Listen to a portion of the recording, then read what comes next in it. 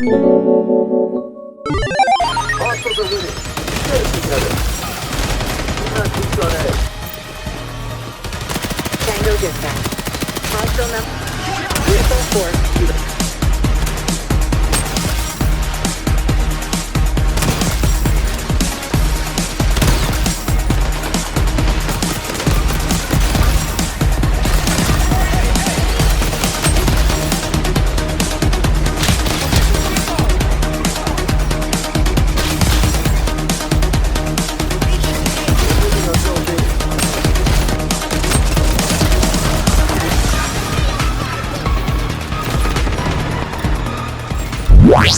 Hey guys, Dre here, and I have been playing the closed beta for Ubisoft's new upcoming game called XDefiant. I was surprised that I got an email saying I was selected to be a part of the beta testing, but then I remembered me and my good friend Chelsea registered for the closed beta testing 2 years ago.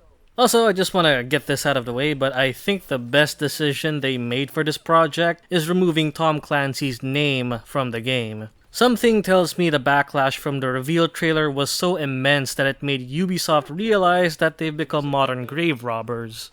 Now that the Tom Clancy name is dropped, they merged factions from other Ubisoft IPs instead, which I think is an okay decision. Anyway, let's talk about the closed beta. Overall, I think it was alright. Nothing really groundbreaking, it doesn't really have anything that pushes the artistic boundaries of the FPS genre. It's not outstanding, but it's definitely not bad either. Now, before you hit that dislike button and lambast me in the comments, I just want to point out that what I just said is only my opinion. I may have a less stellar view of the game, but hey, maybe you'll like this one, because I observed a lot of other people online are giving the beta positive feedback despite the numerous technical issues that were present.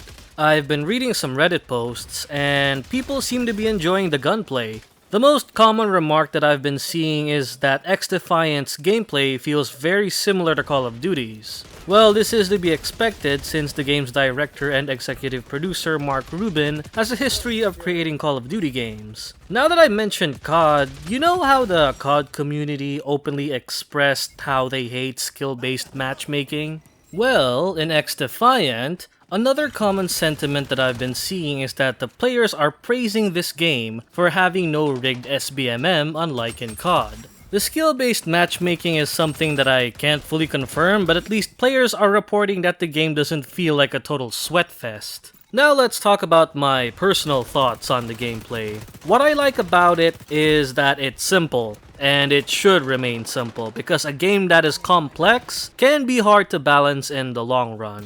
As for the weapons, I have mixed feelings towards the guns. Some don't feel very punchy for some reason. I just think some guns just need to be tweaked a little bit in terms of stopping power. And since we're on the topic of guns, I think the gun customization is satisfactory enough. This isn't anything new to the FPS genre, but at least there are a lot of options to make your weapon match your playstyle. A nice touch that they included is that there is a menu that lets you see the overall stats of the weapons when you apply attachments to it.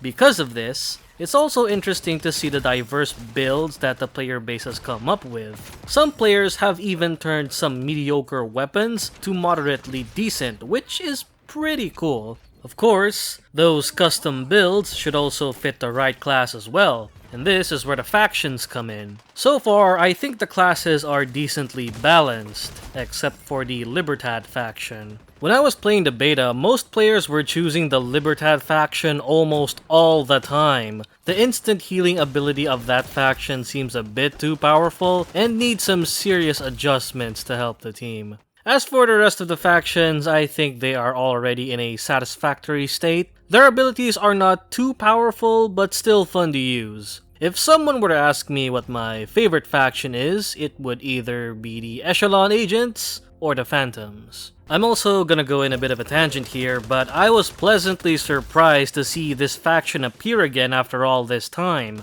For those who don't know, the Phantoms were originally from the now defunct Ghost Recon Phantoms, which was an online free-to-play shooter 10 years ago. Even if that game was sort of pay to win, I still had fond memories, coming home from university and playing hours of Ghost Recon Phantoms. Also, I wasn't expecting to see Attica Heights again. It even has the exact same layout as Ghost Recon Phantoms. It's nice to see this map again, but I don't know how to feel about developers recycling maps from a dead game. Going back to XDefiant, there are some other things that I want to talk about. Remember when I mentioned that the beta had technical issues? There were a lot of times that my loading screen would get stuck at 9%. There was also one point in the beta where my profile would just stop progressing completely. On top of that, there may be a problem with the game's netcode because there are numerous times that I would die behind cover, and there are instances where it would take precious milliseconds before I'm able to properly deal damage towards an enemy.